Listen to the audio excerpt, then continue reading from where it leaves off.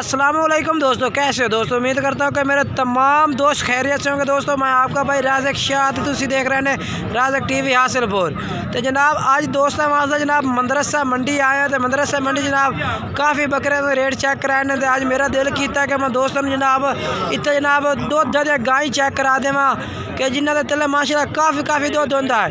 तो जनाब आ माशाल्लाह गां खड़ी है। तो तले माशाल्लाह बच्चा भी है पिया। एदा रेट पूछने भाई रेट की है पिया। तो किन्ने लीटर जनाब एक टाइम का दुध देंदी है, एक टाइम का किन्ने लीटर दुध देंदी है।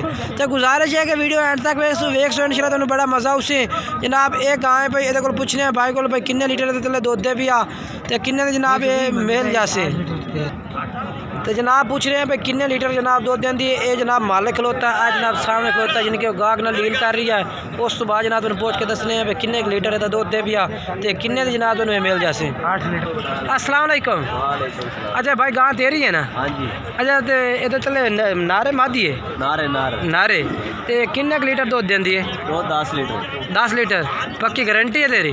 पक्की यार, कोई 6 किलो छाड़ देने 9 किलो दूध पक्का है। ठीक है, अपना मोबाइल नंबर ही दस दे। 0303 0303 730 730 78 27। ये जनाब इधर मोबाइल नंबर है भैया। ये माशाल्लाह जिनके गाय पे जनाब कह रहे हैं कि 10 लीटर दूध दे रही है माशाल्लाह। बच्चे ने भी इनके पिवा के ना 9 लीटर दूध जनाब इधर यानी कि एक टाइम तो जनाब वो चो रहे हैं।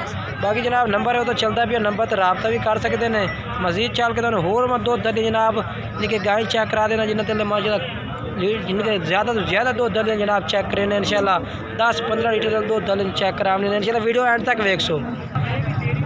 ये भी जनाब बच्चे वाली गाय पे ये भी रेट पूछने पे के रेट है। तो ये कितना लीटर दूध दे जनाब ये भाई खिला ये पूछने पे किन्ने लीटर जनाब ये दूध दे भी आ थले जनाब नारे या मादी ये भी पूछ के दसने इंशाल्लाह तुहानू। तो वीडियो आखिर तक वेख इंशाल्लाह तुहानू बड़ा मज़ा उसी इंशाल्लाह वीडियो दे तुहानू बड़ा कुछ जिनके जनाब दसा है भाई किन्ने किन्ने लीटर वाले दूध वाली गाय मौजूद होंगी मदरसा मंडी के विच जनाब।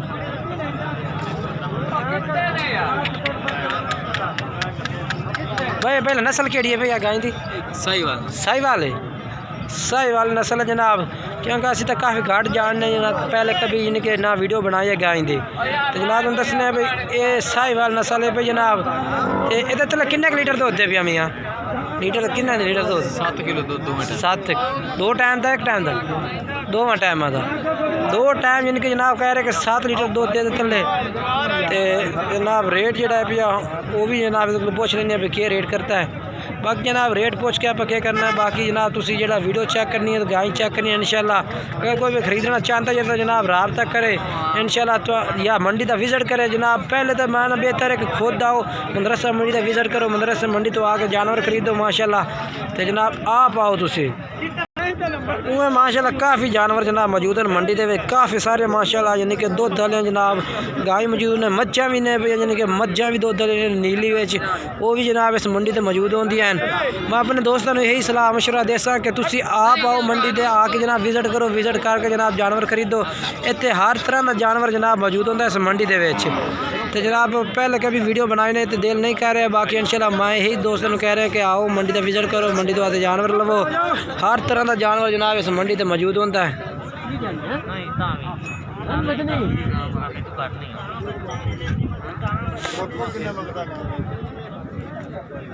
उमें जनाब काफ़ी माशाल्लाह जानवर मौजूद ने भी मंडी मवेशिया माशाल्लाह सब मंडी लगे चेक कर सकते हैं। काफ़ी वड्डी मंडी है जनाब, काफ़ी वड्डी मंडी है यानी कि जनाब जिनके वड्डा जानवर जो है ना काफ़ी इस मंडी से मौजूद होता है। हर तरह का जानवर मौजूद होता है। तुसी आके जनाब मंडी का विज़िट करो इंशाल्लाह तुहानू सारी डिटेल ही मिल जाए।